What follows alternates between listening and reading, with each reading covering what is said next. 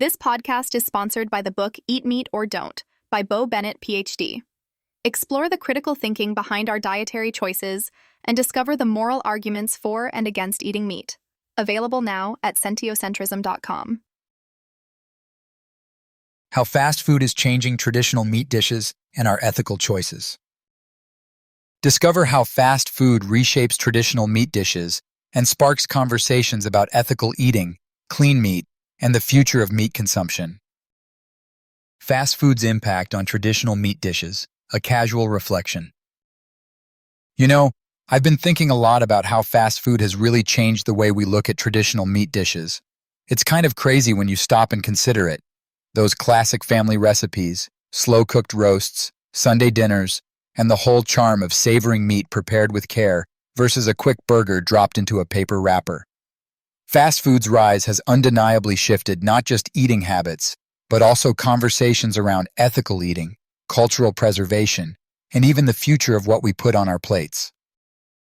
First off, I feel like fast food has simplified meat to the point where it's often seen as just a quick source of protein rather than something to be appreciated. The juicy steak or slow-braised brisket has been somewhat overshadowed by fast, cheap, and super accessible options. This shift affects how we value meat culturally: more convenience, less ceremony. And that means fewer people may be learning or preserving the traditional meat dishes passed down from one generation to the next. But it's not all just about convenience. There's also the ethical side of things starting to sneak into the conversation, especially when you think about sentiocentrism and how we consider the suffering of animals in our food choices. The rise of fast food chains has prompted many people to question the pros and cons of eating meat in general, and that's led to some fascinating debates about what ethical eating really means when the meat comes from industrial farms versus local butchers or clean meat innovations. Speaking of clean meat, this new technology where meat is grown in labs without raising and slaughtering animals is beginning to shake up traditional meat ideas. Imagine a juicy burger that's lab-grown but tastes the same, or close enough, to the real deal. That could potentially preserve the flavor and experience of traditional dishes while sidestepping some of the ethical and environmental downsides often associated with meat production. Of course, there are arguments for and against eating meat at all, whether traditional, fast food, or clean meat, and it's a complex conversation that's only picking up momentum. Another interesting angle to consider is how fast food has influenced younger generations' palates and expectations. Fast food tends to prioritize uniform flavor profiles.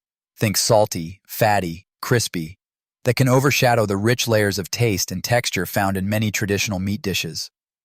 This doesn't mean traditional meat is gone for good, but it does make it harder for classic recipes to compete when people have grown accustomed to rapid gratification and standardized flavors. It might also impact how kids learn to appreciate food quality and diversity. On the flip side, the fast food industry isn't totally ignoring the market for more conscious eaters. We're seeing more plant-based options popping up across menus, which ties into the growing interest in plant-based diets. This shift is partly driven by consumers wanting to reduce their carbon footprint and animal suffering, again connecting back to the ethical considerations of eating meat.